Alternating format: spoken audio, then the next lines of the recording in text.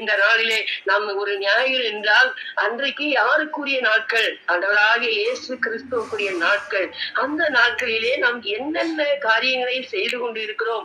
9 மணி ஆலயம் என்றால் நாம் எத்தனை மணிக்கு ஆண்டவருடைய சன்னிதானத்திற்கு போய் சேர்கிறோம்? இந்த குரூப்ல இருக்கிற ஒவ்வொருவரும் அது யோசிக்க வேண்டிய கடமையா இருக்கிறது, கட்டாயமா இருக்கிறது. அந்த நாட்களிலே ஆவிக்குரிய காரியங்களை குறித்ததான எண்ணங்களோடு நாம் கடந்து சென்று பரிசுத்த ஆவியானவர் இந்த நாட்களிலே நம்மோடு என்ன பேசுவார், என்ன இடைப்படுவார், அவருடைய தயவுள்ள கரம் நம்மே சொல்லி அவருடைய சமூகத்திலே நாம் காத்திருந்து நம்முடைய வார்த்தைகளை கேட்க நாம் கடந்து செல்கிறோம். அந்த ஓய்வு நாட்களை நாம் பரிசுத்தமாய் ஆசிரிக்க வேண்டும் என்று சிலவர் என்ன செய்தார்? நம்மளை உருவாக்கினார், நம்மளை படைத்தார், அவரை துதிக்க வேண்டும் என்று சொல்லிதான் நன்றியுள்ளவர்களாய் நாம் காணப்பட வேண்டும். ஆண்டவராக இயேசு கிறிஸ்து நம்முடைய வாழ்க்கையில செய்த நன்மைகள் எத்தனை நன்மைகள் என்பதை முடியாது. ஒவ்வொருவரையும் கேட்டா நீங்க சொல்லுவீங்க, நான் இந்த பலவீனத்தில் இருந்தேன், இந்த பலவீனம் என்ன தாங்கிச்சு, இந்த கடன் பிரச்சனையில இருந்தேன், இந்த நாளில் இந்த தேவைகளில் நான் இருந்தேன், ஆண்டவராகிய இயேசு கிறிஸ்து என் தேவைகளை சந்தித்தார் என்று சொல்லி சாட்சி பகர முடியும். எல்லா நாட்களிலும் ஆண்டவருடைய தயவு நம்மளோடு கூட இருந்து அவர் என்ன செய்யறாராம்? நீடிய வாழ்வு, தயவோ நீடிய, அவருடைய தயவோ நீடிய வாழ்வு கடந்து செல்ல வேண்டும். ஒவ்வொரு காரியங்களையும் அவருடைய சமூகத்துல அவர் சொல்லுகிறதை நாம் காணப்பட வேண்டும். நம்முடைய செவிகளை அழைத்துக் கொள்ளக்கூடாதாம். நம்முடைய செவிகளை அழைத்துக் கொண்டு அவர் சொல்றாரு, எருசலேமே எருசலேமே, கோழி தன் குஞ்சுகளை தன் சிறகுகளில் வண்ணமாய் எத்தனையோ தடவை உன்னை கூட்டி சேர்த்தேனே. அந்த வேற வசனங்களை நாம் வாசிக்கும் பொழுது மத்தியில மனம் அவர் எவ்வளவு வேதனையோடு அவர் சொல்லுகிற ஒரு வார்த்தையை நாம் பார்க்கணும். அந்த எருசலேம் நகரத்தை பார்க்க இந்த நாட்களிலே நம்மளோடு ஆண்டவராகிய இயேசு கிறிஸ்து சொல்லுகிறார், என்னுடைய தயவு உனக்கு வேண்டுமா? இந்த தயவுக்காய் நீ வார்த்தைக்கு கீழ்ப்படுகிறாயா? என்னுடைய சத்தத்திற்கு செவி கொடுக்கிறாயா? நான் சொல்லுகிற வார்த்தையின்படி நீ நடக்க உன்னை ஆயத்தப்படுத்திக் கொள்கிறாயா என்று சொல்லி ஆண்டவராகிய இயேசு கிறிஸ்து ஒவ்வொரு நாளும் அவருடைய வார்த்தைகளை அனுப்பி நம்மளை குணப்படுத்துகிற தேவனாய் இருக்கிறார். நமக்கு தினமும் தினமும் தினமும் வேத வசனங்களை நமக்கு அறிவித்துக் கொண்டே இருக்கின்ற நாட்கள் நெருங்கி கொண்டே இருக்கிறது. நாட்கள் பொல்லாதவைகளாய் மாறிக்கொண்டிருக்கிறது. எங்கு பார்த்தாலும் கொடியதான காலங்களுக்குள்ளாய் நாம் வாழ்ந்து கொண்டிருக்கிறோம். ஆனால் அந்த உலகத்தை நாம் பார்க்காதபடி தேவனுடைய சத்தத்திற்கு நாம் கீழ்ப்படுகிறவர்களாய், அவருடைய தயவுக்கென்று நாம் காத்திருக்கின்றவர்களாய், அவருடைய தயவை நாம் கெஞ்சி அவருடைய சமூகத்திலே கேட்டு அவருடைய பாதத்திலே விழுந்து அவருடைய நாளும் அவரை தொழுது கொண்டு அவருடைய முகத்தை நாம் பார்க்கும்போது ஆண்டவராகிய இயேசு கிறிஸ்து என்ன செய்தாராம்? அடுத்த வசனம் 7வது வசனத்தை படிக்குமா? சங்கீதம் 37. தயவினால் நீர் என் பர்வதத்தை திடமாய் நிற்க பண்ணினீர், முகத்தை நீர் மறைத்து கொண்டது கொண்டே போதே நான் கலங்கினவளாக. ஆமென் ஆமென். கர்த்தாவே உம்முடைய தயவினால் நீ நிற்க பண்ணியிருந்தீர். போது முகத்தை நீர் மறைத்து கொண்ட போதோ நான் கலங்கினவனானே. அப்போ ஆண்டவருடைய முகம் நம் மீது எப்பவும் அவருடைய முக பிரசன்னம் என்ன செய்யணும்? வீசிக்கொண்டே இருக்கணும். அவருடைய அன்பினால் தான் நம்ம என்ன செய்ய முடியும்? இந்த உலகத்தில் இருந்து இந்த பொல்லாத உலகத்தில் இருக்கிற நாம் அவருடைய தயவினால் தான் இந்த வாழ்க்கைக்குள்ளாய் நாம் என்ன செய்ய முடியும்? வாழ முடியும். ஏனென்றால் நாம் துன்பப்படும் பொழுது, நாம் கண்ணீர் வடிக்கும் பொழுது ஆண்டவரும் துக்கப்படுகிறார், ஆண்டவரும் கண்ணீர் வடிக்கிறார். என் பிள்ளை இவ்வளவு கஷ்டப்படுகிறானே, என் மகன் இவ்வளவு வேதனை அடைகிறானே என்று சொல்லி யார் எதிர்க்க நம்ம எந்த இடத்துல நம்ம வெட்கப்படுகிறோமோ அந்த இடத்துல நமக்காக நம்முடைய ஆண்டவராகிய இயேசு கிறிஸ்து என்ன செய்யறாரு? அவருடைய பிள்ளைகளை குறித்து யாராலும் ஒன்று சொல்லும் பொழுது ஆண்டவராகிய இயேசு கிறிஸ்துவனுடைய மனம் கேட்குமா? இல்ல என் மகளை இப்படி பேசிட்டாங்களா, என் மகனை இப்படி பேசிட்டாங்களா என்று சொல்லி அவரும் நம்மளோடு சேர்ந்து அவர் என்ன செய்யறாரு, நமக்காக பரிந்து பேசி கொண்டிருக்கிற தேவனா இருக்கிறார். பிதாவின் இடத்தில் பரிந்து பேசி நாம் அவருடைய தயவுக்காய், அவருடைய தயவின் நிமித்தம் நாம் காத்திருந்து அவருடைய சமூகத்திலே நாம் பெற்றுக்கொள்ளும் பொழுது அவர் ஆராய்ந்து முடியாத பெரிய காரியங்களையும் எண்ணி முடியாத அதிர்ஷ்டங்களை ஆண்டவராகிய இயேசு கிறிஸ்து நம்முடைய வாழ்க்கையிலே செய்கிறவராக இருக்கிறார். இந்த உலக ஆசீர்வாதங்களுக்காய் நாம் கலங்கி தவித்துக் கொண்டு இருக்கவே கூடாது. இந்த உலகத்தினுடைய ஆசீர்வாதத்தை ஆண்டவராகிய இயேசு கிறிஸ்து நமக்கு தருகிறவராய் இருக்கிறார். ஆனால் நித்தியத்தை நாடி நித்திய ஜீவனை பெற்றுக் கொள்வதற்கு நான் எத்தன்மை உள்ளவர்களாய் நான் காணப்படுகிறேன். இந்த நாட்களிலே நான் என்ன பாவம் செய்தேன் ஆண்டவரே என்று சொல்லி அவருடைய சமூகத்திலே அறிக்கையிட்டு ஒவ்வொரு நாளும் அவருடைய ரட்சிப்பை நாம் பெற்றுக்கொண்டு அவருடைய பாதையிலே நாம் கடந்து செல்லும் பொழுது அவர் சொல்றாரு, கர்த்தாவே உம்முடைய தயவினால் நீர் என் பர்வதத்தை திடமாய் நிற்க பண்ணியிருந்தீர், ஒரு முகத்தை நீர் மறைத்து கொண்ட போதோ நான் கலங்கினவனானேன். ஒருவேளை ஆண்டவர் என்னை கைவிட்டுட்டாரோ, ஆண்டவர் என்னை இந்த வியாதியில் இருந்து என்னை சுகப்படுத்த மாட்டாரோ, என் கண்ணீரை மாற்ற மாட்டாரோ, என்னுடைய மாறங்களை அகற்ற மாட்டாரோ என்று சொல்லி ஏங்கி தவித்துக் கொண்டு இருக்கிற ஆத்துமாக்களுக்கு ஆண்டவராகிய இயேசு கிறிஸ்து சொல்லுகிறார், நான் உன் பர்வதத்தை, நான் கர்த்தாவே தயவினால் நீர் என் பர்வதத்தை திடமாய் நிற்க பண்ணியிருந்தீர், ஒரு முகத்தை நீர் மறைத்து கொண்ட போதோ மறைக்காத தேவன். அவருடைய முக பிரசன்னம் எப்பொழுது நம்மளே வீசிக்கொண்டே இருக்கும் அந்த வார்த்தைகள். அதுதான் என் பயமா யாவையும் இணைக்கும். இந்த பாடல் அருமையான பாடல்.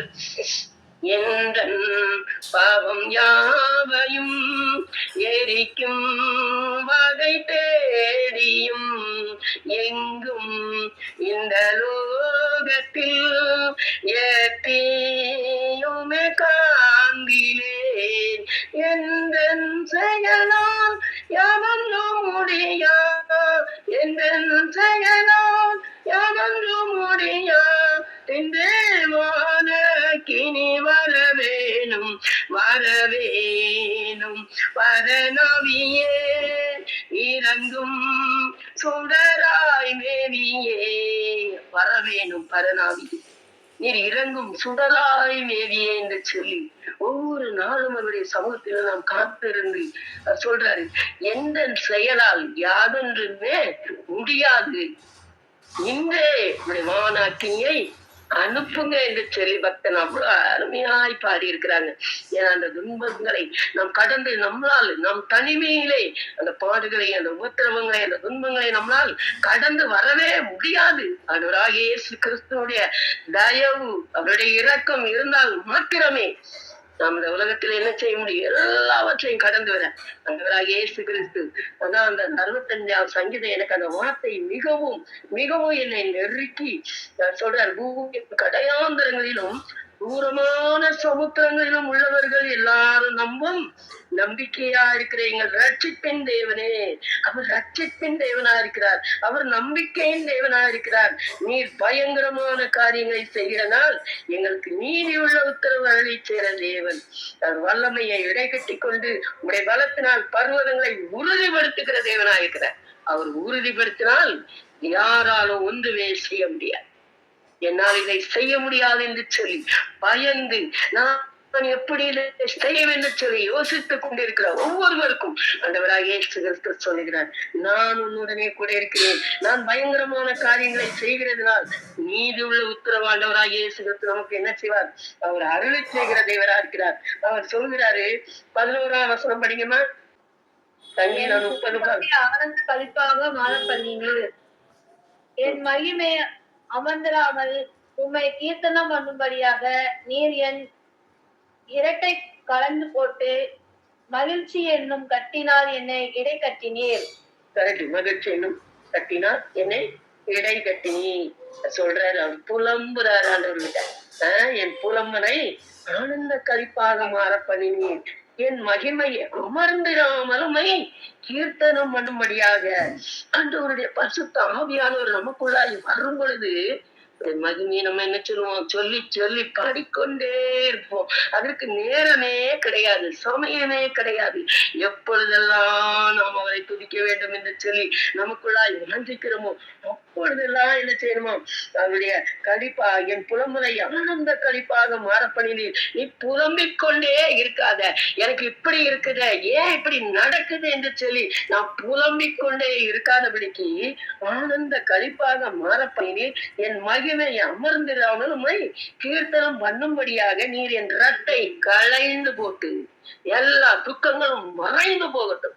ஆண்டவராக இயேசு கிறிஸ்து நம்முடைய வாழ்க்கையிலே அவர் நமக்காய் இந்த உலகத்திற்கு வந்து அவர் அடிக்கப்பட்ட அந்த இரத்தத்தினால் நம்மளை மீட்டெடுத்து கிரயத்துக்கு கொல்லப்பட்ட நம்மளை அவருடைய கரத்தினால் நம்மளை அலங்கரிக்கிற தேவனாக இருக்கிறார்.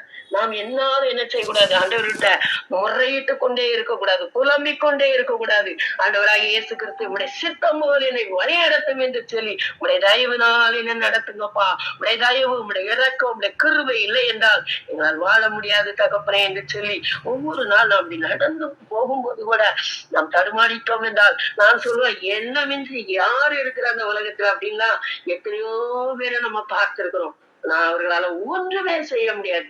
ஆண்டவராக இயேசு கிறிஸ்து யாரோடெல்லாம் இருக்கிறார், நாம் அவரை பற்றி கொள்ளும் பொழுது அவரை உண்மை உறுதியாய் பற்றி கொண்ட மனதை உடையவன் உண்மையே நம்பி இருக்கிறபடியா அவருடைய பூரண சமாதானத்துடன் அவர் என்ன செய்யறாரு, காத்துக் கொள்ளுகிற தேவனா இருக்கிறார்.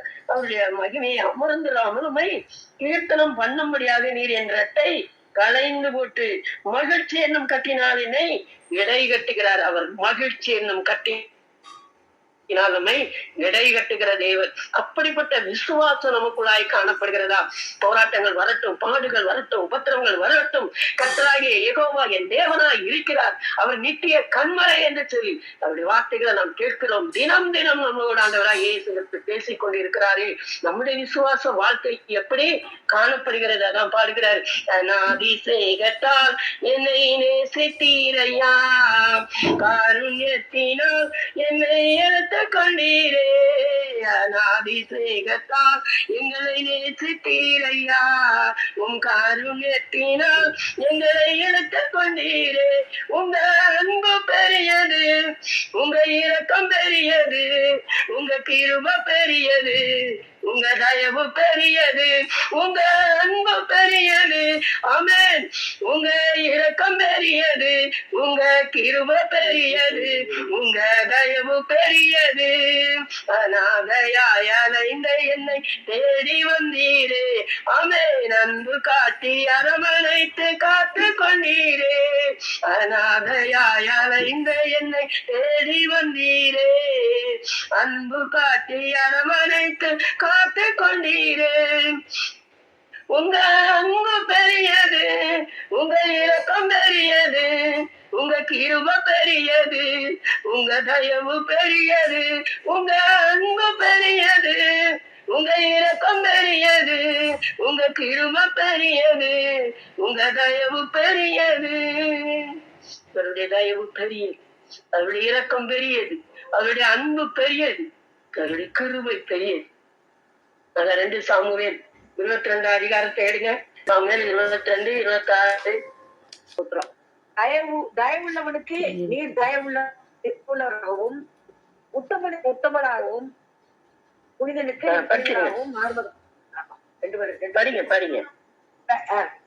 புனிதனுக்கு மாறுபாடுள்ளவனுக்கு நீர் மாறுபாடுள்ளவனாகவும் தோன்றுவீர். ஆமென், ஆமென், ஆமென். தயவுள்ளவனுக்கு நீர் தயவுள்ளவராகவும், உத்தமனுக்கு நீர் உத்தமராகவும், புனிதனுக்கு நீர் புனிதராகவும், மாறுபாடானவனுக்கு நீர் மாறுபடுகிறவராகவும் தோன்றுவீர். திருமைப்பட்ட ஜலத்தை ரட்சிப்பீர், மேட்டுமையானவர்களை தாழ்த்த உம்முடைய கண்கள் அவர்களுக்கு விரோதமாய் திருப்பப்பட்டிருக்கிறது. மேட்டிமை என்கிற எண்ணங்கள் எல்லாவற்றையும் நம்மகிட்ட இருந்து என்ன செய்றார் ஆண்டவராக இயேசு கிறிஸ்து? அவர் மாற வேண்டும் என்று சொல்லி அவருக்கு பிரியமில்லாத காரியங்கள் எதுவாக இருக்குமே. ஆனால் நாம் என்ன செய்யணும்? ஆண்டவரே, அப்பா உமக்கு பிரியமில்லாத காரியங்களிலே நான் இருப்பேனானால் என்னை மன்னித்து உடைய கிருபினால் என்ன செய்யும்? மீட்டுக் கொள்ளுமையா, உடைய தயவு எனக்கு வேண்டப்பா அப்படி என்று சொல்லி ஆண்டவராக இயேசு கிறிஸ்துவினுடைய சமூகத்துல நாம் தினம்தோறும் நான் கேட்டுக்கொண்டே இருக்கிறோம். ஆண்டவருடைய பாதையிலே நம்ம நடத்துவார். அவருடைய தயவு நம்மை தாங்கும். நாம் காயப்படும் பொழுது, நாம் கண்ணீர் விடும் பொழுது அவரு நம்மளோடு சேர்ந்து அழுகிற தெய்வமா இருக்கிறார். அவரை போல அன்புள்ள தெய்வம் இந்த உலகத்துல எங்கேயுமே இல்ல இல்ல இல்ல. எத்தனை கோடி தெய்வங்கள் இருந்தாலும் நம்முடைய ஆண்டவராகிய இயேசு கிறிஸ்து அவர் மரித்து 3ஆம் நாள் உயிரோடு எழுந்து நம்மளையும் அவருடைய ராஜ்யத்திற்கு கொண்டு போக முடியாது. அவர் அருமையாய் ஒரு வாசஸ்தலத்தை உண்டு பண்ணி வைத்திருக்கிறார். அந்த வாசஸ்தலத்திற்குள்ளாய் நாமும் போய் கடந்து சென்று நம்மளை போல ஆண்டவராகிய இயேசு கிறிஸ்துவை அறியாத ஒவ்வொரு பிள்ளைகளுக்கும் ஆண்டவரின் ரட்சிப்பை நாம் சொல்லி அவருடைய அனுபவத்தை கர்த்தர் நல்லவர் என்பதை ருசித்து பாருங்கள் என்று சொல்லி பிள்ளைகளுக்கு நாம் சொல்லிக் கொடுக்கும் பொழுது அவர்கள் அப்படிப்பட்ட பாதையிலே நடந்து வர ஆண்டவராகிய இயேசு கிறிஸ்து என்ன செய்வார்? பலன் கொடுக்கிற தெய்வனா இருக்கிறார். நெகேமியா 9ஆம் அதிகாரம் 35ஆம் வசனம் படிக்குமா? நெகேமியா 9ஆம் அதிகாரம் 35. தங்கள் ராஜ்யத்திலும் நீர் அவர்களுக்கு கொடுத்த உம்முடைய பெரிய தயையிலும் நீர் அவர்களுக்கு முன்பாக திறந்து வைத்த விசாலமும் செழிப்புமான தேசத்திலும் நான் குறிச்சிட்டு நெகேமியா 9ஆம் அதிகாரம் 35ஆம் வசனம். என்ன படிங்க? உமக்கு ஊழியம் செய்யாமலும் தங்கள் துர்க்கர்மங்களை விட்டு திரும்பாமலும் போனார்கள். இந்த நெகேமியாவின் புத்தகத்தை பத்தி நமக்கு அண்ணன் எடுத்து சொல்லி இருக்கிறாங்க. நிக்சன் அண்ணன் நம்ம எல்லாருமே அதை என்ன செய்திருக்கிறோம்? கற்று இருக்கிறோம். ஆனாலும் இதுல சொல்றாரு, அவர்கள் தங்கள் ராஜ்யத்திலும் நீர் அவர்களுக்கு கொடுத்த முடிய பெரிய தயையிலும் நீர் அவர்களுக்கு முன்பாக திறந்து வைத்த விசாலமும் செழிப்புமான தேசத்திலும் ஊழியம் செய்யாமலும் என்ன செய்யணுமா? ஊழியம் செய்யணும். ஆண்டவராகிய இயேசு கிறிஸ்துவுக்கு ஊழியம் செய்தாதான் அந்த அடுத்த வார்த்தைகளில் இருந்து நம்மள என்ன செய்ய முடியும்? தப்பித்துக் கொள்ளக்கூடிய ஒரு காரியங்களை ஆண்டவர் என்ன செய்யறாரு? இந்த நாட்களிலே சிறு சிறு ஊழியங்கள், சின்ன ஊழியமாக இருந்தாலும் ஆண்டவருடைய வார்த்தைகளை சுவிசேஷமாய் நாம் அறிவிக்கும் பொழுது அந்த வார்த்தை என்ன செய்யலாம்? அது ஒரு ஊழியமாய் மாறும். மெய்யாகவே அந்த அப்படிப்பட்ட ஒரு சூழ்நிலை, அந்த சுவிசேஷ பணிகளுக்கு நம்மளை அர்ப்பணித்து ஆண்டவருடைய சமூகத்தை ஒரு நாளைக்கு ஒரு ஆத்மாவா இருக்கணும். நான் உடைய சுவிசேஷத்தை சொல்லுகிறேன் ஐயா என்று சொல்லி நாம் என்ன செய்யணுமா? அவருடைய தயவுக்காய் நாம் கெஞ்சி அவருடைய தயவை அவர்கள் தங்கள் ராஜ்யத்தையும் நீர் அவர்களுக்கு கொடுக்க முடிய பெரிய தயையிலும் நீர் அவர்களுக்கு முன்பு எல்லா ஆசீர்வாதமும் நமக்கு தந்திருக்கிறார், எல்லாம் தந்திருக்கிறார். ஆனா அதுக்காக நம்ம என்ன செய்யக்கூடாது? அந்தந்த நேரம் நம்முடைய தேவைக்காக ஆண்டவரை என்ன செய்யக்கூடாது? வேண்டக்கூடாது, தேடக்கூடாது. எந்த நேரமும் என் ஆண்டவராக இயேசு கிறிஸ்து நான் இருந்தாலும் சரி, நான் மரித்தாலும் என் தேவனுக்காக வாழ்வேன். இந்த உலகத்தில் வாழ்கிற வாழ்க்கையும் ஆண்டவருக்காக, நான் மரித்தாலும் என் இயேசுவுக்காக என்று சொல்லி ஒரு வைராக்கிய வாழ்க்கை வாழ்ந்து ஆண்டவருக்காக இந்த உலக பாடுகள் நம்மளை ஒன்றுமே செய்ய விடாது, சீக்கிரத்தில் நீங்கிவிடும். இந்த லேசான உபத்திரவம், இந்த உபத்திரவ காலத்திற்குள்ளாய் வாழ்ந்து கொண்டிருக்கின்ற நாம் ஞானமற்றவர்களாய் வாழாதபடிக்கு ஞானமுள்ளவர்களாய் ஆண்டவருடைய வேத வசனங்களை கற்றுக்கொண்டு அதன்படி நடக்கிறவர்களாய், இது தீமை என்றால் அவைகளை வெறுத்து விட வேண்டும், அவைகளை விட்டு ஓட வேண்டும். தீமையான காரியங்களை நாம் என்ன செய்யக்கூடாது? அண்டவே கூடாது. ஒரே ஒரு வசனம், நீதிமொழிகள் 14ஆம் அதிகாரம் 31ஆம் வசனங்க. 14:31. நீதிமொழிகள் 14:31. 14:31. தரித்திரனை ஒடுக்குகிறவன் அவனை உண்டாக்கினவரே நிந்திக்கிறான், தரித்திரனுக்கு தயவு செய்கிறவனோ அவரை கனம் பண்ணுகிறான். ஆமென், ஆமென், ஆமென். தரித்திரனை ஒடுக்குகிறவன் அவனை உண்டாக்கினவரை நிந்திக்கிறான். அப்போ நம்ம என்ன செய்யக்கூடாது? நம்மளுக்கு ஆண்டவரே எவ்வளவு தயவு பாராட்டுறாரோ அந்த தயவு மற்றவர்களுக்கு நாம் என்ன செய்யணும்? பாராட்ட கடமைப்பட்டவர்களாய் நாம் காணப்படுகிறோம். அந்த தயவினால் தரித்திரனை ஒடுக்குகிறவன் அவனை உண்டாக்கினவரை, நாம தரித்திரனை ஒடுக்குனா யார ஒடுக்கப்படுகிறாராம்? நம்மளை உண்டாக்கின அந்த வேத வசனங்களை நாம் கருத்தாய் வாசிக்கும் பொழுது அவனை உண்டாக்கினவரை நிந்திக்கிறான். தரித்திரனுக்கு தயை செய்கிறவனோ அவரை கனம் பண்ணுகிறான். நான் மத்தேயு சுவிசேஷத்துல சொல்றாரு, நான் பசியா இருந்தேன், நான் தாகமா இருந்தேன், நான் அந்நியனா இருந்தேன், நான் வியாதியா இருந்தேன், நான் சிறையில் இருந்தேன், எல்லாவற்றிலும் என்னை பார்க்க வந்தீங்க. ஆண்டவரே, நாங்க எப்போ உமக்கு நாங்க இதெல்லாம் செய்தோம். சிறியவரில் ஒருவருக்கு செய்தார், அது எனக்கே செய்கிறீர்கள் என்று சொல்லி அதைதான் இந்த வசனத்துல நாம் பார்க்கிறோம். தரித்திரனை ஒடுக்குகிறவன் அவனை உண்டாக்கினவரை நிந்திக்கிறான். தரித்திரனுக்கு தயை செய்கிறவனோ அவரை கனம் பண்ணுகிறான். நாம் கனம் பண்ணுகிற பிள்ளைகளாய் ஆண்டவர் நம்மளை வைத்திருக்கிறார். ஆண்டவராகிய இயேசு கிறிஸ்துவை கனம் பண்ணவும், அவருடைய பிள்ளைகளாகிய ஏழைகளுக்கு இறங்குகிறவர்களாய், அப்படிப்பட்ட அந்த ஒடுக்கத்தின் மத்தியிலே வாழ்ந்து கொண்டிருக்கிற அந்த பிள்ளைகள் நமக்கு நல்ல சுக வாழ்வை ஆண்டவர் தந்திருக்கிறார். இந்த உலகத்துல நல்ல ஆகாரம், நல்ல தலைக்கு என்ன தங்குகிறதுக்கு இடம், எல்லா வசதி வாய்ப்பையும் ஆண்டவர் நமக்கு தந்திருக்கிறார். நமக்கு கீழாய் உள்ள மக்களை நாம் எண்ணி பார்ப்போம். ஆனால் ஆண்டவர் எவ்வளவோ தயவும், அவருடைய கரம், அவருடைய கிருபை நம்மளோடு இருந்து நம்மளை அரவணைத்து எல்லா ஆபத்தான நேரங்களிலும், எல்லா துன்பத்தின் நேரத்திலும், எல்லா முரடான நெருக்கடியான நேரத்திலும் ஆண்டவராகிய இயேசு கிறிஸ்து யாக்கோபுல யூதாவுல ஒரே ஒரு வசனம் எனக்கு அந்த வார்த்தைகள் ரொம்ப மிகவும் பிடிக்கும். யூதா 24 யூதா ஒரே ஒரு அதிகாரம் தான் 24ஆம் வசனம்.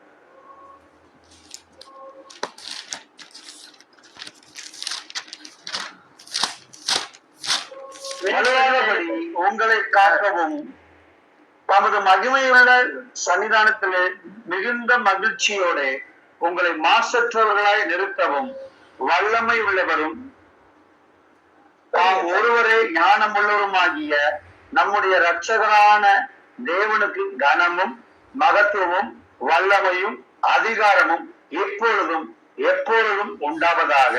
ஆமென். ஆமென். ஆமென். ஆமென். வலுவாதபடி நம்மளை காக்கிற தேவன் அவர்.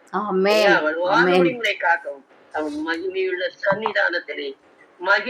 சன்னிதானத்திலே மிகுந்த மகிழ்ச்சியோட உங்களை மாசற்றவர்களாய் நிறுத்தவும் வல்லமையுள்ள தேவனாகிய கர்த்தர் அவர் ஒருவரே ஞானம் உள்ளவராகிய நம்முடைய இரட்சகரான தேவனுக்கு கனமும் மகத்துவமும் வல்லமையும் அதிகாரமும் இப்பொழுது எப்பொழுதும் உண்டாவதாக. நம்மளை மகிழ்ச்சியோடு நிறுத்துகிற தேவன், வலுவாதபடி நம்மளை காக்கிற தேவன், அவர் நம்முடைய கண்ணோக்கமாகவே இருக்கிறார். என்னுடைய பிள்ளைக்கு என்ன, என்னுடைய பிள்ளை ஏன் துக்கமுகமா இருக்கிறான், என் பிள்ளையினுடைய காரியங்கள் என்ன என்று சொல்லி அவர் விசாரிக்கிறவரா இருக்கிறார். நம்மளை விசாரித்து கொண்டே இருக்கிறார். அந்த சங்கீதத்துல லாஸ்ட்ல 30:11 என் புலம்பலை ஆனந்த கழிப்பாக மாற பண்ணினீர், என் மகிமையை அமர்ந்திராமல் கீர்த்தனம் பண்ணும்படியாக நீர் என் ரத்தை களைந்து போட்டு மகிழ்ச்சி என்னும் கட்டினால் என்னை இடை கட்டினீர். இதுல சொல்றாரு, மகிமுள்ள சன்னிதானத்திலே மிகுந்த மகிழ்ச்சியோட உங்களை மாசற்றவர்களாய் நிறுத்தவும் வல்லமை உள்ளது. அவர் வல்லமை உள்ளது. அவருடைய தயவுக்காய் நாம் அவருடைய சமூகத்திலே அனுதினமும் காத்திருக்கும் அவருடைய தயவு நீடியவார். அவர் தயவால் பொறுமையோடு பாவங்களை பாராதபடி, நம்முடைய அக்கிரமங்களை எண்ணாதபடிக்கு அவைகள் எல்லாவற்றையும் அவர் மறந்து நம்மளை மேலும் மேலும் மேலும் மேலும் நம்மளை அவர் விசாரிக்கிற தேவனா இருக்கிறார்.